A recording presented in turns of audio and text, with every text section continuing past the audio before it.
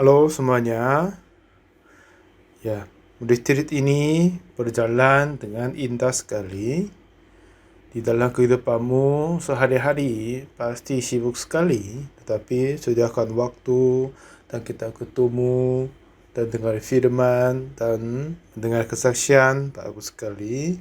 Semakin banyak kita dengar firman Tuhan dan hatimu akan pasti dipenuhi oleh anugerah Tuhan. Malam hari ini kita baca Yeremia 31 mulai ayat 31 kita baca, sampai 34 kita baca. Sesungguhnya akan datang waktunya, demikianlah firman Tuhan, aku akan mengadakan perjanjian baru dengan kaum Israel dan kaum Yehuda, bukan seperti perjanjian yang telah kuadakan dengan nenek moyang mereka pada waktu aku memegang tangan mereka untuk membawa mereka keluar dari tanah Mesir. Perjanjianku itu telah mereka ingkari, meskipun aku menjadi Tuhan yang berkuasa atas mereka. Demikianlah firman Tuhan. Tetapi beginilah perjanjian yang kuadakan dengan kaum Israel dan sesudah waktu itu. Demikianlah firman Tuhan. Aku akan menaruh Tauratku di dalam batin mereka dan menuliskan dalam hati mereka. Maka aku akan menjadi Allah mereka dan mereka akan menjadi umatku. Dan tidak usah lagi orang mengajar sesamanya atau mengajar saudaranya dengan mengatakan, kenallah Tuhan, sebab mereka semua besar kecil akan mengenal aku. Demikianlah firman Tuhan, sebab aku akan mengampuni kesalahan mereka dan tidak lagi mengingat dosa mereka. Sampai 34 kita baca.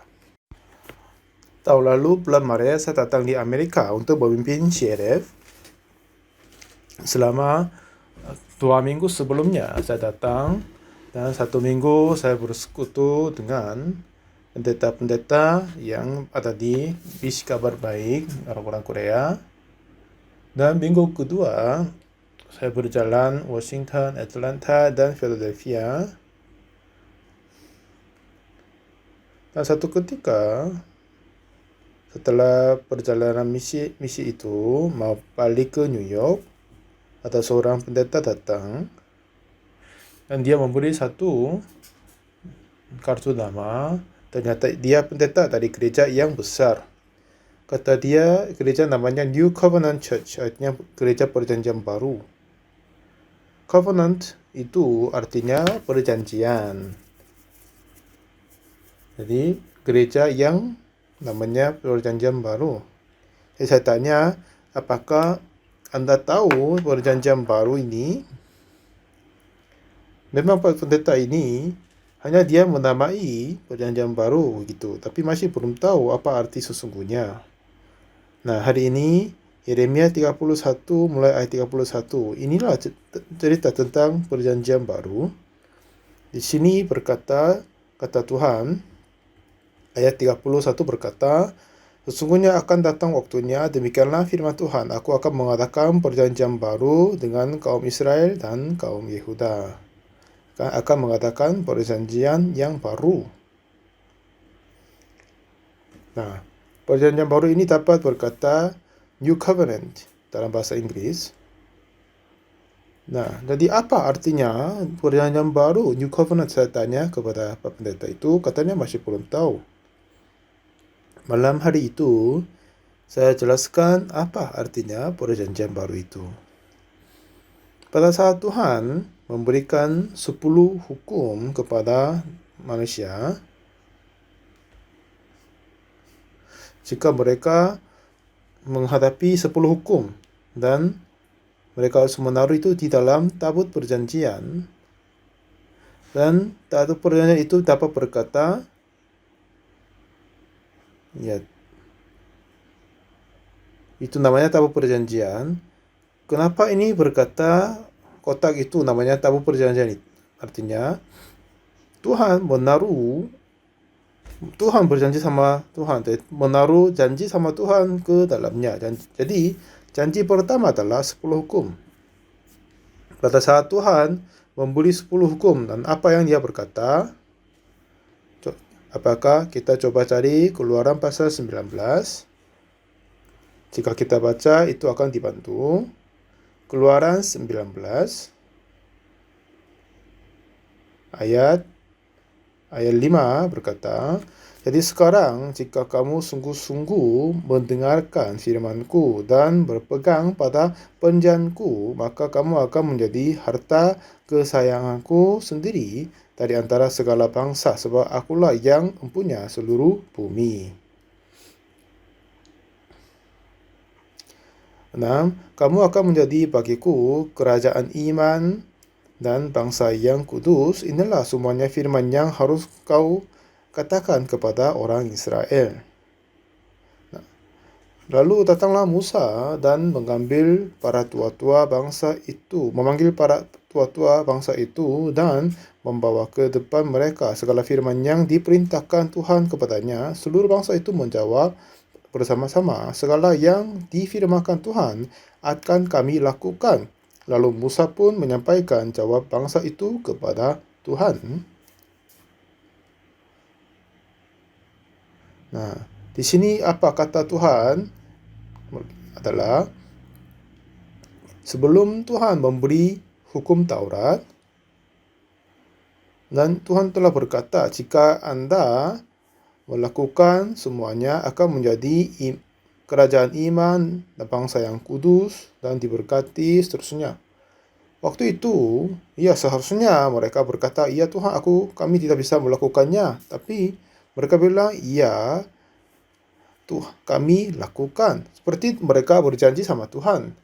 Jika kamu melakukan semua hukumku, mereka akan menjadi kerajaan imam dan bangsa yang kudus akan diberkati seterusnya, kata Tuhan.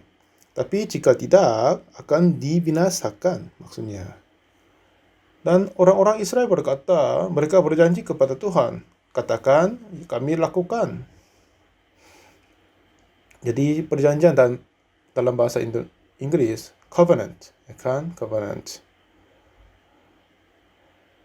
New covenant, ini artinya berarti janji yang baru, perjanjian baru. Jadi maksudnya ada dua macam covenant. Yang janji pertama adalah sebelum Tuhan memberi 10 hukum, aku membuat perjanjian ini. Jika kamu berbuat semuanya, melakukan dengan baik-baik, akan menjadi kerajaan imam dan bangsa yang kudus. Dan jika mereka melakukan dengan baik-baik, bagus. Tetapi dengan kedua hukum, Musa turun ke kaki gunung. Tapi apa yang terjadi di kaki gunung? Mereka bilang, ya Musa sudah 40 hari pada Musa naik ke atas Gunung Sinai. Di sana tidak ada rumput, hanya ada batu-batu saja. Ada apa yang dia bisa makan?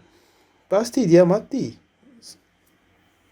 Kiranya mereka begitu. Jika Musa mati, bagaimana terjadi? Lalu Harun tidak yakin apakah dia bisa pimpin 600.000 orang itu. Lalu mereka kiranya, ya orang ini akan dibubarkan karena pikirannya masing-masing beda. Jadi mereka mau membuat sesuatu untuk menyatukan hati orang Israel.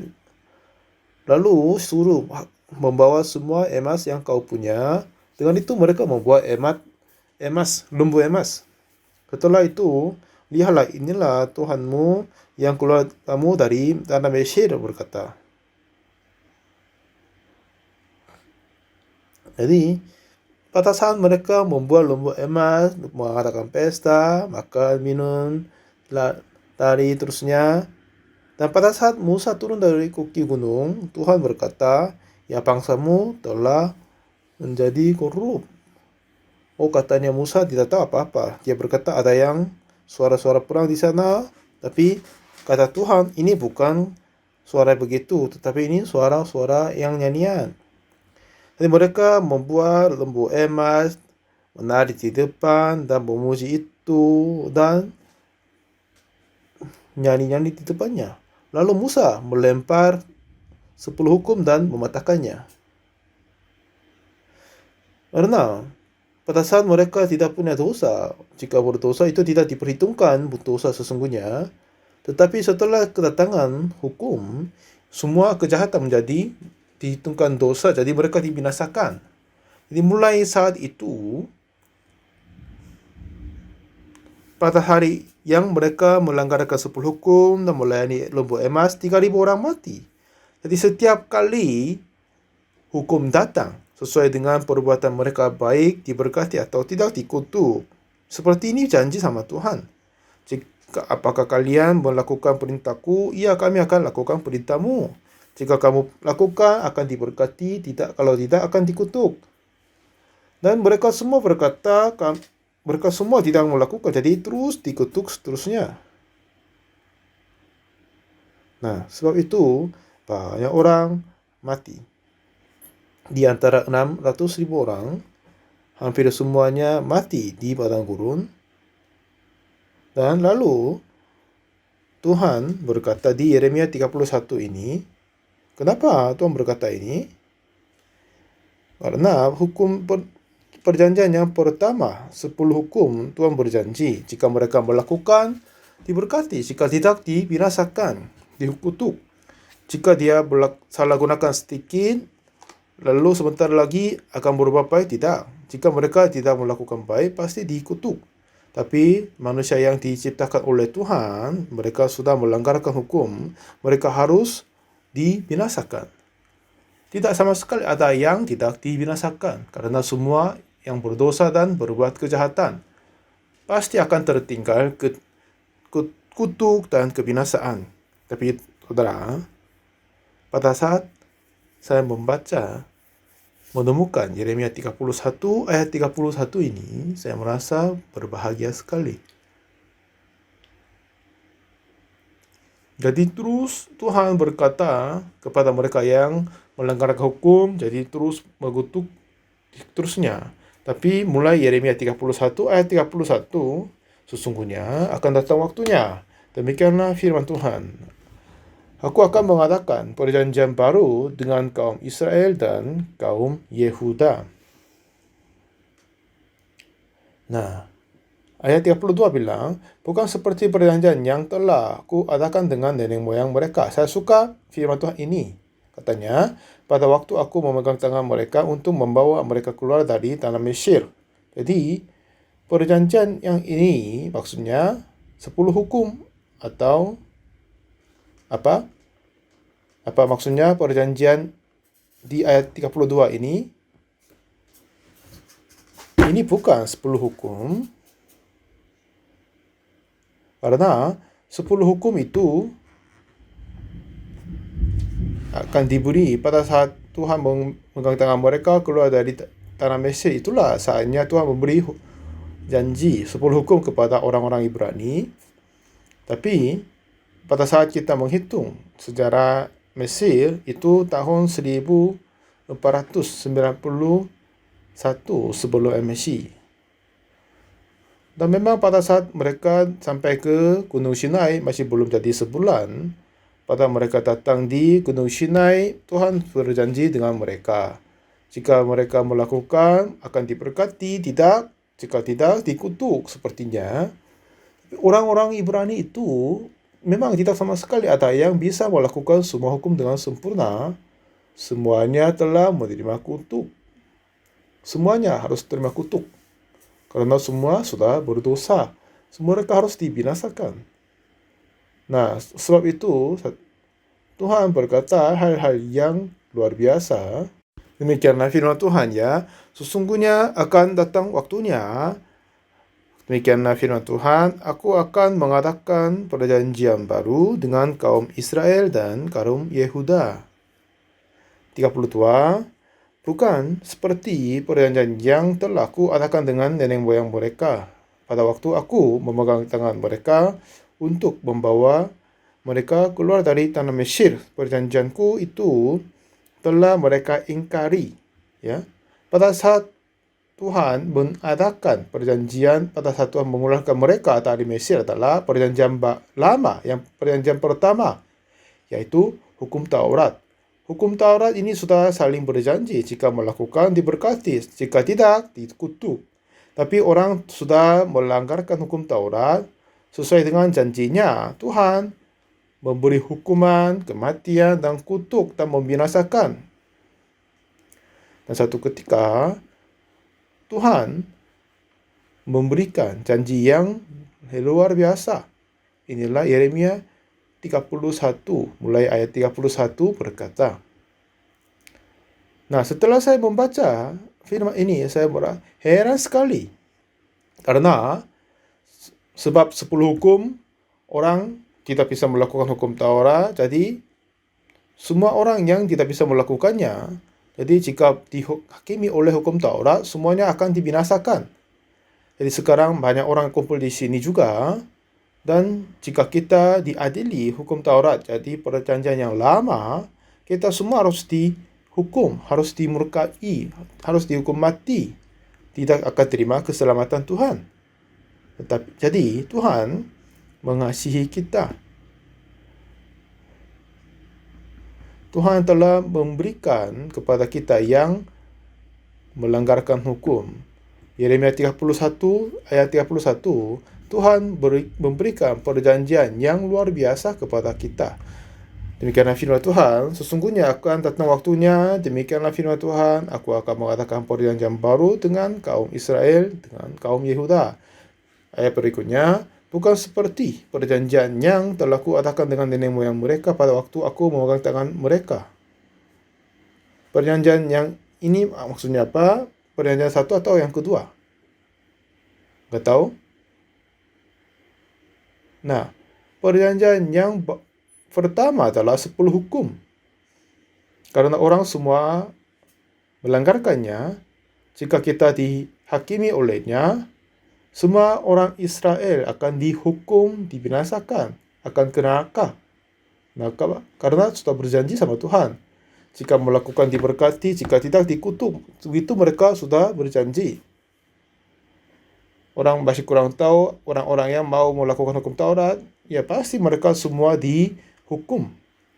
Tapi apa yang kita harus tahu adalah di dalam Yeremia 31 mulai ayat 31 ini ada berkata tentang perjanjian baru. Inilah yang kita harus tahu dengan baik-baik. Nah, di sini tadi kita berpikir tentang perempuan tangkap dari perzinahan. Perempuan ini tangkap dari pembuatan perzinahan. Ahli Taurat sama orang-orang Farisi membawa perempuan ini kepada Yesus. Dan kata mereka, ya, Rabi, perempuan ini tertangkap basah ketika ia sedang berbuat zina. Musa dalam hukum Taurat memerintahkan kita untuk melempari perempuan-perempuan yang demikian. Ya, jika kita menghakimi perempuan ini dengan hukum Musa, begitu. Dan apakah pendapatmu tentang hal itu? Jadi, jika menghakimi perempuan ini dengan hukum Musa, dia harus dihukum mati, dilempar batu dan mati. Tetapi Tuhan mengasihi kita manusia, jadi sudah ada berjanji sama Musa, sama manusia, dan semua orang telah berdosa terhadap hukum Taurat, dan harus dihukum dan mati dan dikutuk. Tapi Tuhan untuk selamatkan manusia, Tuhan sudah memutuskan bahwa membuat perjanjian baru untuk selamatkan manusia. Amin. Haleluya. Amin.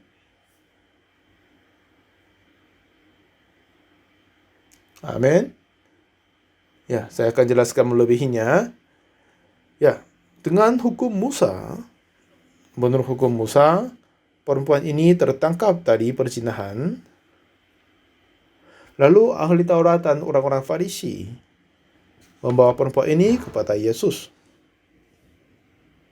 Dan katanya, Rabi, perempuan ini tertangkap basah ketika ia sedang berbuat zina. Lalu, Musa dalam hukum Taurat memerintahkan kita untuk melempari perempuan-perempuan yang demikian. Apakah pendapatmu tentang hal itu? Nah, tetapi apa yang dilakukan oleh Yesus? Menurut hukum Taurat oleh Musa diperintahkan melempar perempuan demikian. Tetapi apakah pendapatmu? Waktu itu dengan jari Yesus, dia membungkuk dan dia menulis sesuatu di atas tanah. Ini cerita yang penting sekali. Di dalam Alkitab, hanya 2 kali Tuhan menulis sesuatu dengan jarinya. hanya 2 kali saja. Yang pertama itu, pada saat Tuhan menulis 10 hukum kepada Musa, dia tulis dengan jarinya. Ada yang berkata di kitab Daniel, ada yang tangan manusia datang dan tulis mene-mene uparasin di dinding, tetapi itu katanya tangan manusia. Tetapi Tuhan dia menulis dengan jarinya 2 kali saja. Yang pertama di mana dia menulis adalah pada saat dia menulis 10 hukum, dia menulis hukum Taurat di atas loh batunya. Dan kedua kali di mana Tuhan menulis sesuatu dengan jarinya sendiri. Yang perjanjian pertama adalah 10 hukum maksudnya. Dan Yeremia 31 dan 31 berkata itu.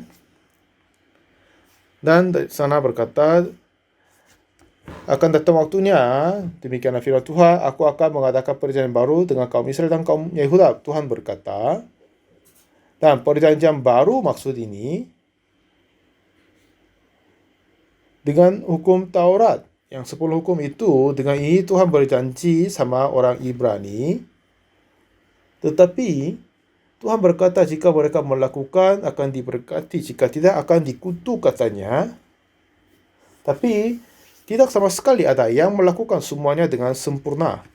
Semuanya sudah ditentu di bawah ada hukum mati dan dikutuk. Sebab itu dengan hukum yang lama orang harus dibinasakan. Dan Tuhan mau mengadakan New Covenant, perjanjian baru untuk selamatkan kita walaupun kita sudah berdosa. Apa janji itu? Perjanjian hukum baru itu adalah perjanjian yang lama pertama, jika kita melakukan baik diberkati, jika tidak akan dikutuk. Tapi perjanjian yang kedua, yang baru ini, tidak tergantung perbuatan kita baik atau tidak. Tapi hanya menurut perbuatan Yesus akan memberi berkat atau kutuk. Sejak kecil, pada saat guru saya masih SD, ada yang hari olahraga, ada di situ, ada yang guru kelas 1 SD, dia lari sama dengan ayahnya. Kadang pernah lihat begitu kan? Dan pada saat ia lari, pada saat ayahnya lari ini, tapi anaknya tidak ikut. Jadi dia mengangkat anak dan lari bersama. Lalu anak ini menjadi nomor 1. Jika anak ini menang, apakah dia menjadi menang karena dia lari cepat atau oleh ayahnya? Siapa yang buat dia menang? Dia sendiri atau ayahnya? Nah, seperti orang yang lari sendirian, itu sesuai dengan dia sendiri lari baik, jadi dia menang. Dan kedua, jika dia lari sama ayahnya, ayah harus lari cepat biar dia menang. Seperti perjanjian yang lama, yang pertama itu, sesuai dengan kita berbuat baik atau tidak, kita diberkati atau dihukum. Ini janji sama Tuhan. Dan sebab itu, semua orang telah melanggarkan hukum Taurat. Jadi 10 hukum, melalui 10 hukum semua orang harus dihukum. Tapi Tuhan mengasihi kita manusia. Untuk selamatkan kita, Ia berjanji dan menentukan memberikan perjanjian yang baru. Lalu Tuhan berkata, Yeremia 31 ayat 31, sesungguhnya akan datang waktunya, demikianlah firman Tuhan, aku akan mengadakan perjanjian baru dengan kaum Israel dan kaum Yehuda. Nah, perjanjian yang pertama, kita melakukan baik akan diberkati, jika tidak akan dikutuk. Tapi kita semua sudah berdosa. Kita semua harus dihukum mati, dikutuk. Ini apa yang kita harus tahu. Bagaimanapun Anda berusaha melakukan hukum Taurat, tapi di bawah hukum Taurat semuanya harus dihukum, dikutuk. Tapi perjanjian yang kedua tidak tergantung perbuatan kita baik atau tidak. Tapi sesuai dengan perbuatan Yesus, Tuhan akan memberi berkat atau kutuk. Memang kita semua melanggarkan hukum, akhirnya dihukum mati dan kutuk. Tapi Yesus mati untuk kita dengan dia menjaga semua hukumnya, dan dengan itu dia tidak sama sekali berdosa. Akhirnya dia harus menerima berkat. Dan perjanjian yang lama, kita diberkati atau kutuk sesuai dengan perbuatannya. Tapi dengan ini tidak ada yang diberkati, semuanya akan dibinasakan. Sebab itu Tuhan sudah berkata, akan datang waktunya, beberapa saat kemudian, Aku akan mengadakan perjanjian baru dengan kaum Israel dan kaum Yehuda. Perjanjian yang pertama sesuai dengan orang berbuat baik atau tidak akan memberi berkat atau kutuk. Tapi perjanjian yang baru, sebab perbuatan kita akan membawa kutuk saja. Ya, jadi sesuai dengan perbuatan Yesus akan memberi berkat kepada kita manusia. Ini maksudnya. Jadi coba kita ke Yohanes pasal 8 lagi. Di sana perempuan tangkap dari perbuatan penzinahan. Ahli Taurat sama orang-orang Farisi, mereka tangkap perempuan ini, bawa ke Yesus, lalu berkata, Rabi, perempuan ini tertangkap basah ketika ia sedang berbuat zina. Dalam Musa, dalam hukum Taurat, memerintahkan kita untuk melempari perempuan-perempuan yang demikian. Apakah pendapatmu tentang hal itu? Waktu itu, ya, memang tidak orang diselamatkan oleh hukum oleh Musa. Orang banyak berfikir jika mereka melakukan hukum Taurat akan diberkati. Tapi sudah mereka berdosa. Kita sudah berdosa. Jadi pasti akan dibinasakan dan dikutuk. Jadi untuk selamatkan orang-orang yang sudah berdosa, Tuhan butuh. Kita butuh perjanjian baru, hukum baru. Ini bisa paham kan? Nah, perjanjian baru ini maksudnya ayat 32, bukan seperti perjanjian yang telah aku adakan dengan nenek moyang mereka pada waktu aku memegang tangan mereka untuk membawa mereka keluar dari tanah Mesir. Karena perjanjian pertama 10 hukum kami semua melanggarkannya. Buat lembu emas dan potong kayu pada hari Sabat, dan semuanya begitu. Semua dihukum mati, dikutuk. Jadi 10 hukum yang perjanjian pertama akan diberkati atau dikutuk sesuai dengan perbuatan kita. Tapi Tuhan menyelamatkan kita. Jadi kita manusia semuanya sudah bersalah. Jadi jika dia menghukum kita sesuai dengan perbuatannya, semuanya akan dikutuk. Jadi Tuhan mengadakan perjanjian baru, perjanjian kedua, tanpa perbuatan manusia, tapi sesuai dengan perbuatan Yesus, dia akan memberkati atau kutuk. Jadi Tuhan Yesus, dia datang bertemu dengan perempuan tangkap dari perzinahan. Ahli Taurat berkata, perempuan ini tangkap dari sedang berzina. Musa dalam hukum Taurat memerintahkan kita untuk melempari perempuan demikian. Apakah pendapatmu tentang hal itu? Jadi Yesus harus menyelamatkan perempuan ini, ya kan? Jadi dia butuh perjanjian baru yang beda dari 10 hukum. Lalu Yesus menulis sesuatu di tanah dengan jarinya. Jika Tuhan menulis dengan jarinya, itu menjadi hukum, menjadi perjanjian. 10 hukum juga Tuhan menulis dengan jarinya. Jangan mengadakan Allah lain di depanku, jangan mengadakan patung, dan jangan berzina, jangan membunuh, jangan berzina, jangan mencuri, seterusnya. Jika mereka melakukan, diberkati. Jika tidak, dikutuk. Jadi kamu akan dikutuk kiranya. Lalu coba kita cari Ulangan 28. Di sana berkata mulai ayat 1.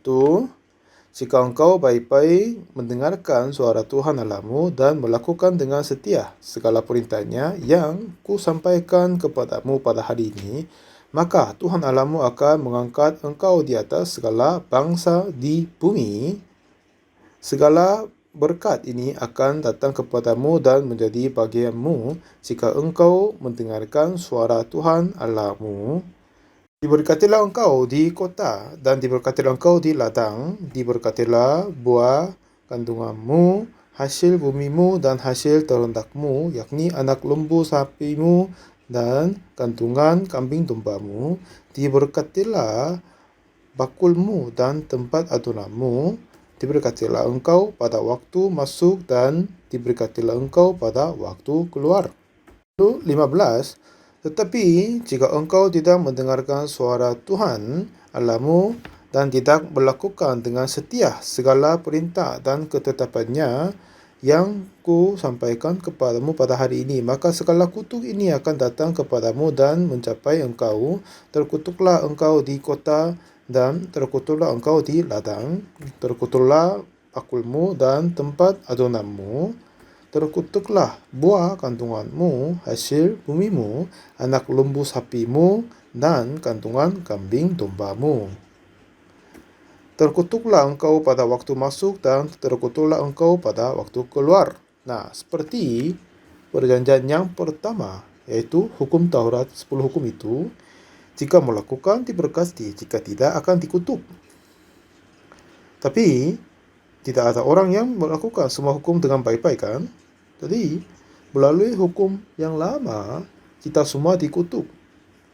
Sekarang, banyak orang masih baca hukum Taurat, mengingat ulang 10 hukum setiap ibadah-ibadah minggu, itu tidak baik. Jadi, dengan 10 hukum itu, Tuhan suruh masukkan ke dalam tabut perjanjian dan menutupnya. Dan nama penutup itu namanya tutup pendamaian. Untuk mengadakan perjanjian baru untuk mengarahkan pengampunan dosa harus tertutup hukum Taurat, karena terhadap hukum itu semuanya akan dikutuk. Biar orang tidak akan membuka penutup, biar melihat hukum Taurat, kedua malaikat menutup tutup pendamaian ini. Ini apa yang orang dibuat dengan bayangannya. Ini gambar agak bersalah, karena yang pembuat tidak tahu tentang kitab baik-baik. Ini memang saya malaikat kelihatannya baik untuk kesenian, tetapi sesuai dengan Alkitabiah harus menutup tutup pendamaian dengan sayapnya. Dan dengan menutup total, biar mereka orang tidak dapat membuka penutup itu. Dan memercik darah di atas tutup penutup itu. Apa? Setelah jika orang berdosa datang, dan harus membuka dan menghukum sesuai dengan catatan hukum Taurat itu. Tapi Tuhan suruh jangan membuka penutup itu. Untuk dosanya, Tuhan Yesus telah menumpah darahnya, jadi dosa dia telah dihapuskan, jadi enggak usah dibuka. Jadi Tuhan suruh tidak boleh membuka. Tapi pada negara Israel ada yang imam namanya Eli. Dia sudah menjadi tua, dan juga ada banyak orang-orang Lewi. Tapi dia tidak mengangkat imam berikutnya. Dia hanya pilih dua anaknya, Hofni Pinehas, menjadi imam berikutnya. Nah, Hofni sama Pinehas, mereka berbuat banyak dosa. Mereka mengabaikan persembahan dari Tuhan dan menghampiri perempuan yang melayani di tempat kudus. Dan pada saat orang Israel berperang dengan Palestina, dan mereka mengambil tabut perjanjian karena mereka hampir kalah. Jika mereka membawa hukum Taurat akan bersama dengan Tuhan, pasti mereka menang kiranya. Tapi mereka kalah, 10 hukum Taurat perjanjian diambil. Dengan ini Eli jatuh dari kursi dan dia mati di sana.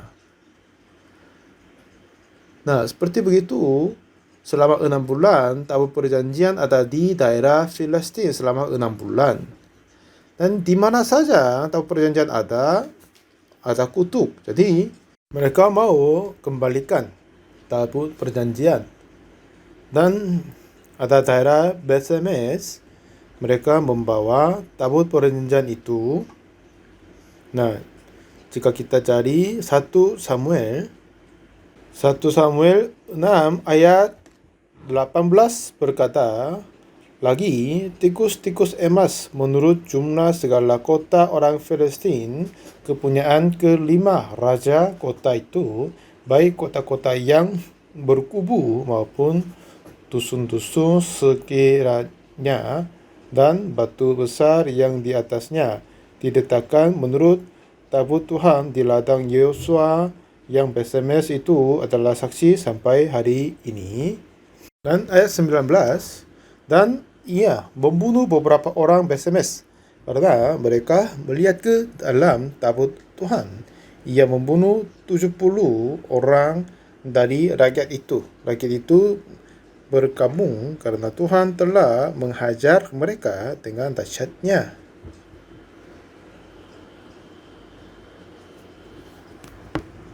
Nah, sebab apa? Mereka hanya melihat dan dibunuh. Jadi Tuhan suruh tidak melihat di dalamnya. Jadi masukkan tabut di dalam tabut perjanjian dan menutup dengan tutup pendamaian, dan malaikat menahan membuka, jadi menurunkannya, tapi Bethsemes membuka dan melihat. Waktu itu 70 orang mati di sana. Nah, seperti begitu Tuhan berkata apa? Jangan melihat 10 hukum itu. Jika kamu lihat, kita menjadi orang berdosa. Jadi Tuhan telah suruh masukkan ke dalam tabutnya dan menutup dengan tutup pendamaian, biar tidak ada yang dapat membuka dan melihat. Karena jika orang melihat akan dikutuk. Lalu melihat apa? Memandang apa? Lihatlah kepada perjanjian yang baru. Perjanjian baru itu apa? Yeremia 31 ayat 31. Akan datang waktunya, aku akan mengadakan perjanjian baru, ya kan? Seperti ayat 32, bukan seperti perjanjian yang kuadakan dengan nenek moyang mereka pada waktu aku memegang tangan mereka untuk membawa mereka keluar dari tanah Mesir.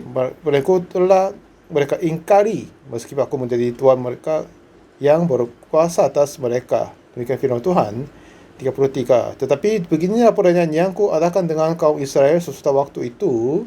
Demikianlah firman Tuhan. Aku akan menaruh hukumku tidak ke dalam loh batunya, tetapi dalam batin mereka, dan menuliskan dalam hati mereka.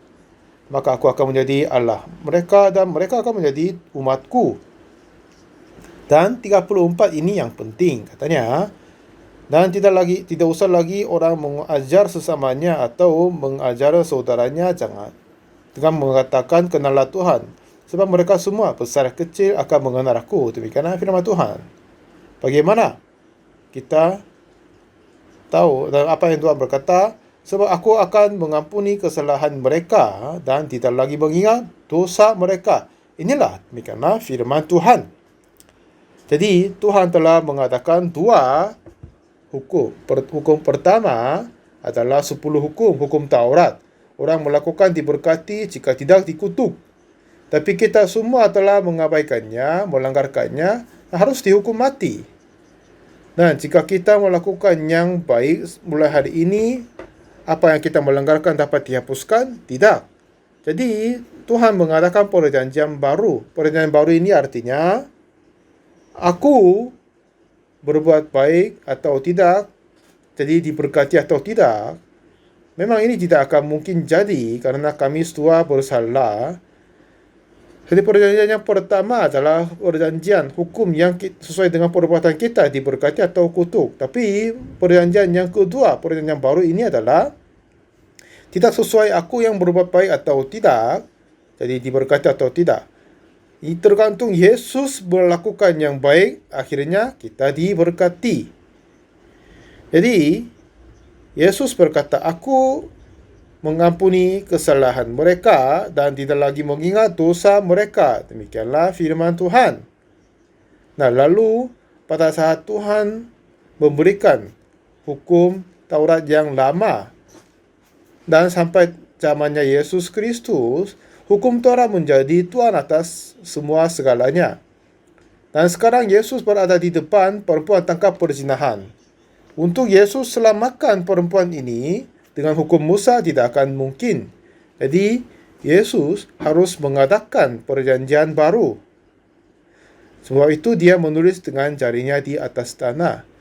Apa yang ia menulis di sana adalah seperti akan datang waktunya akan mengadakan perjanjian baru. Seperti itu, Yesus menulis perjanjian baru. Aku akan mengampuni kesalahan mereka dan tidak lagi mengingat dosa mereka. Hukum baru ini ditulis. Nah, dengan hukum baru ini, Yesus menghakimi perempuan itu. Perempuan ini ditangkap tadi perzinahan. Dengan hukum Musa dihakimi, dia akan dilempar batu dan mati. Tapi perjanjian baru katanya, karena Tuhan Yesus sendiri, aku akan mengampuni kesalahan mereka dan tidak lagi ingat dosa mereka. Sesuai dengan itu, perempuan tangkap perzinahan menjadi tidak bersalah. Jadi sebelum Tuhan membuat dia tidak bersalah, hukum baru telah tiba. Sebab itu Yesus menulis dengan jarinya di atas tanah, dengan jarinya sendiri. Dengan begitu, Yesus telah menulis perjanjian baru. Sesuai dengan perjanjian baru ini, aku akan mengampuni kesalahan mereka dan tidak lagi mengingat dosa mereka. Sebab Yesus mati atas kayu salib. Dengan hukum perjanjian baru ini, Tuhan telah mengampuni semua dosa kita. Amin. Amin. Jadi, aku akan mengampuni kesalahan mereka dan tidak lagi mengingat dosa mereka. Inilah perjanjian baru. Nah, jika Tuhan Yesus menjaga, Yesus ini menjadi orang berdosa. Jadi Yesus telah menghapuskan dosa kita atas kayu salib dan tidak lagi mengingat dosa kita. Dan Tuhan mengadili perempuan itu dengan perjanjian baru. Jadi perempuan ini sudah tidak bersalah. Lalu Yesus berkata, "Di mana mereka menghukum engkau?" Kata mereka, "Tidak ada Tuhan." Yesus berkata, "Aku pun tidak menghukum engkau. Pergilah dan jangan berbuat dosa lagi mulai dari sekarang." Roma 8 ayat yang pertama berkata, "Demikianlah sekarang tidak ada penghukuman bagi mereka yang ada di dalam Kristus Yesus. Roh yang memberi hidup telah memerdekakan kamu dalam Kristus dari hukum dosa dan hukum maut." Hukum dosa dan hukum maut ini artinya 10 hukum perjanjian yang lama itu. Tapi roh yang memberi hidup adalah perjanjian baru. Aku akan mengampuni kesalahan mereka dan tidak lagi mengingat dosa mereka. Jadi dulu hanya ada perjanjian lama, itu akan membawa dosa dan maut. Tapi dengan menulis dengan jari Yesus mengadakan perjanjian baru, setelah itu tidak lagi kita yang mengampuni dosa kita, menghapuskan dosa kita. Tapi sebab Yesus telah menghapuskannya semua, Yesus berkata, "Aku tidak lagi mengingat dosa mereka." Setelah Yesus mati atas kayu salib, dan dengan itu dia telah menghapuskan semua dosa kita. Jadi kita tidak lagi orang berdosa. Amin. Mari kita ucap amin. Kita tidak lagi orang berdosa. Yesus berkata, "Aku mengampuni kesalahan mereka dan tidak lagi mengingat dosa mereka." Sekarang, sebab dosa kita telah dihapuskan di atas kayu salib, jadi kita tidak lagi orang berdosa. Amin. Coba katakan amin. Amin. Apakah Anda sungguh percaya? Tidak, bukan kita tidak berdosa. Memang kita sudah berdosa. Tetapi hukuman karena dosa kita telah ditanggungkan Yesus di atas kayu salib. dan dihapuskan untuk selama-lamanya. Jadi kita sudah dikuduskan. Perempuan tangkap dari perzinahan, jika dia dihakimi oleh hukum Musa akan dihukum mati. Tapi diadili oleh perjanjian baru, dia menjadi tidak bersalah. Seperti kita juga. Dengan hukum Musa kita semua orang berdosa. Tapi kita diadili oleh perjanjian baru, Yesuslah yang mengampuni kesalahan mereka dan tidak lagi mengingat dosa mereka. Demikianlah firman Tuhan. Apakah Anda sungguh percaya? Amin. Apakah Tuhan berkata dia akan ingat dosa kita? Tidak kan? Karena dia telah mengampuni dosa kesalahan kita. Jadi sekarang saudara, perjanjian baru ini dikatakan di Yeremia 31. Akan datang waktunya, demikian firman Tuhan, aku akan mengatakan perjanjian baru. Tuhan berkata, untuk Yesus selamatkan perempuan tangkap dari perzinahan. Jadi dengan hukum Musa dia harus dilempar batu dan mati. Jadi dengan jari Yesus menulis di tanah, dia mengatakan perjanjian baru. Mulai saat itu kita berada di bawah perjanjian baru. Jadi dengan hukum apa kau mau diadili? Ini pilihan Anda. Jika Anda memilih hukum Taurat, akan dikutuk. Mari kita mundurkan hukum Taurat, tapi kita terima perjanjian baru.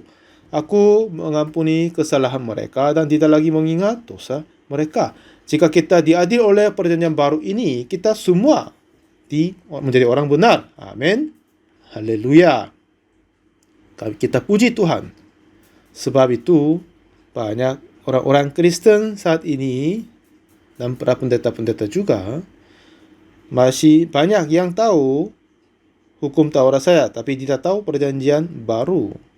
Sebab itu mereka semua dikutuk dan dibinasakan walaupun mereka usahakan seterusnya. Tapi perjanjian baru ini, Tuhan sendiri dia mengampuni kesalahan mereka dan tidak lagi mengingat dosa mereka. Tuhan sungguh tidak mengingat dosa kita.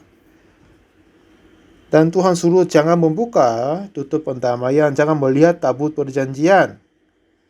Karena Roh yang memberi hidup telah memerdekakan kamu dari hukum dosa dan hukum maut. Dan kita sudah bebas, dimerdekakan.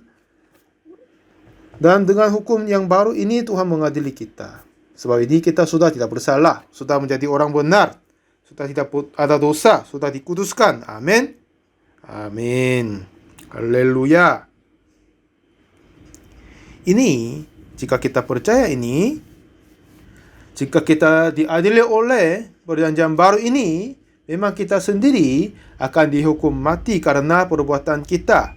Tetapi oleh perjanjian baru mengadili kita. Aku pun tidak menghukum engkau. Pergilah, jangan berbuat dosa lagi. Betapa indahnya hal ini. Tuhan tidak akan menghukum kita. Tuhan telah menghapus dosa kita di atas kayu salib. Jadi sekarang saudara, jangan melihat hukum Taurat. Tapi lihatlah perjanjian baru. Dan bersyukur Tuhan telah menghapus dosa kita. Ini kata Tuhan telah menghapus dosa kita. Dia tidak lagi mengingat dosa kita. Semoga Anda semua percaya firman ini. Amin. Jadi berkat yang luar biasa telah sediakan. Jika kita diadili hukum Taurat, kita akan dikutuk. Tapi sebab kita diadili oleh perjanjian baru, kita menerima hidup yang kekal. Ya, terima kasih banyak. Kita berdoa. Tuhan Bapa yang kudus, kami mengucap syukur bagimu. Kami seharusnya dihukum mati dan dikutuk dan dibinasakan. Tapi Engkau telah mengadakan perjanjian baru. Perjanjian yang dapat mengampuni dosa kami, selamatkan kami, dapat menghapus dosa kami. Perjanjian yang kami, bukan kami yang menanggung, tetapi Yesuslah menampung dosa kami dengan kematiannya Yesus atas kayu salib. Lalu ia telah membenarkan kami. Jadi kami tidak ada di bawah hukum Taurat, tapi diadili oleh perjanjian baru.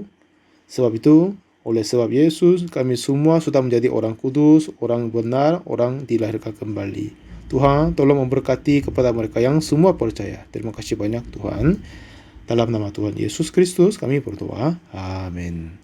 Terima kasih banyak semuanya.